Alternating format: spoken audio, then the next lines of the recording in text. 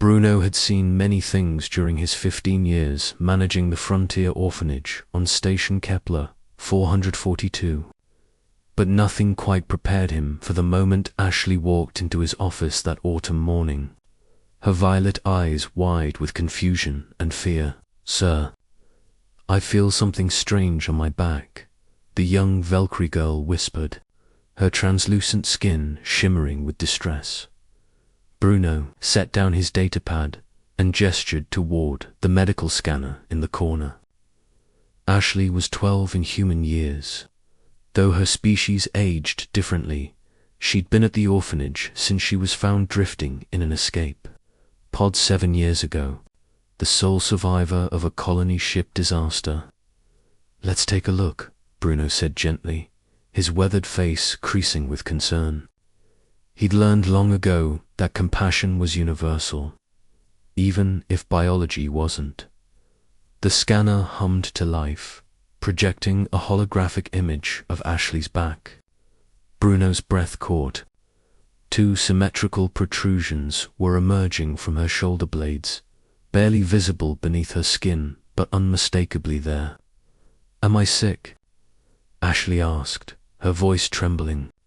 "Am I dying?" Bruno's mind raced through everything he knew about Valkyrie physiology. It wasn't much, the species was rare. Their homeworld destroyed in the Cascade Wars before proper xenobiological databases could be established. Most of what humanity knew came from fragments and survivors. "No, sweetheart," Bruno said, though uncertainty gnawed at him. "But I need to do some research. Can you be brave for me?" Ashley nodded, trust shining in those alien eyes. That trust was what kept Bruno going.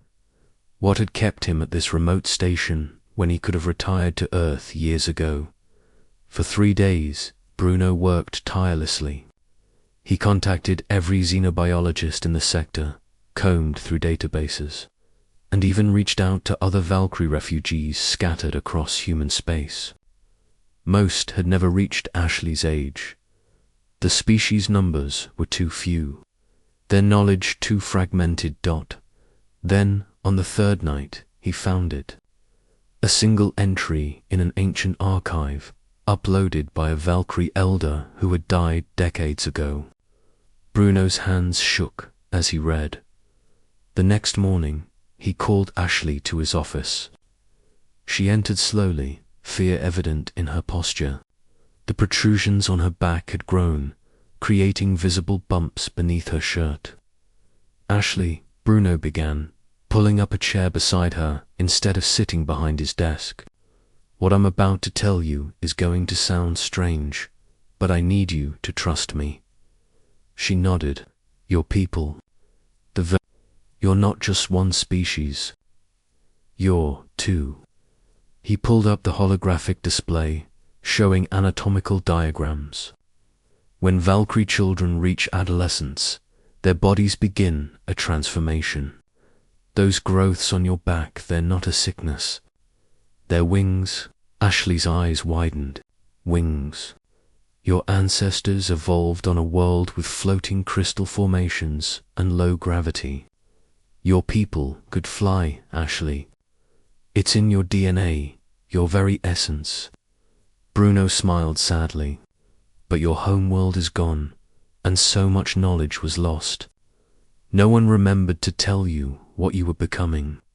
Tears streamed down Ashley's face, not of sadness, but wonder. I can fly? In time, yes. But there's a problem. Bruno's expression grew serious.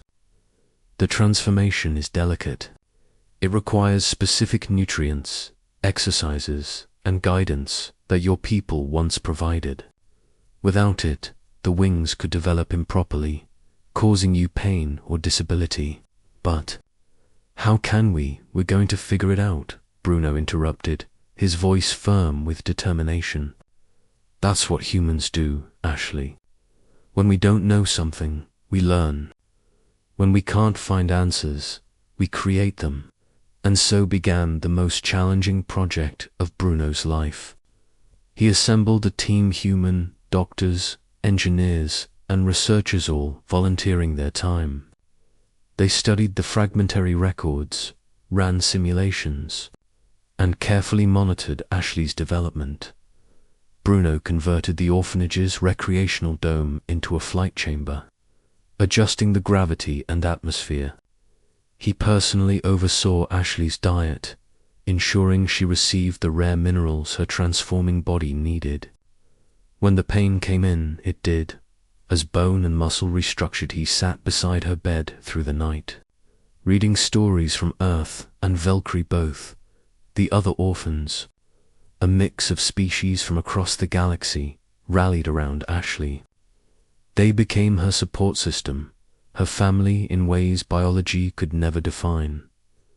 6 months later, Bruno stood in the flight chamber, watching as Ashley stretched her wings for the first time.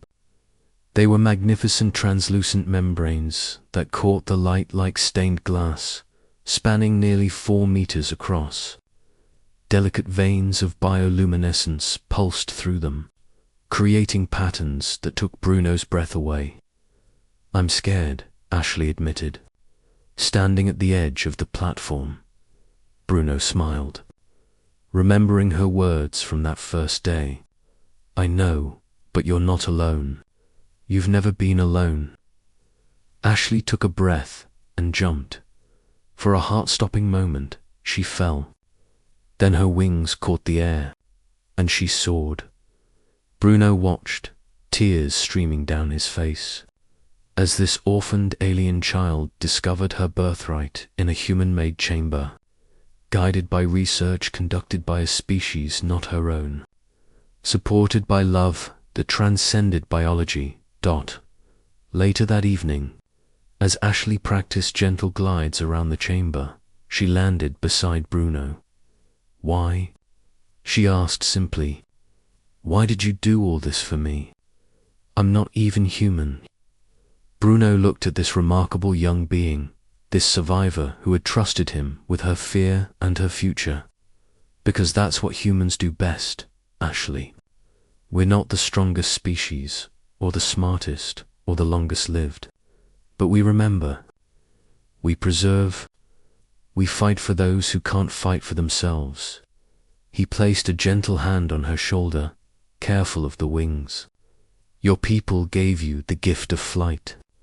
Let humanity give you the sky." Ashley hugged him tightly, her wings folding round them both like a cocoon of light. In the vastness of space, on a remote station where the forgotten gathered, a human had helped an alien child rediscover what it meant to be herself, and in doing so, proved that humanity's greatest strength wasn't in their weapons or their shipset, was in their unshakable belief that every life, every being, every orphan deserved a chance to fly.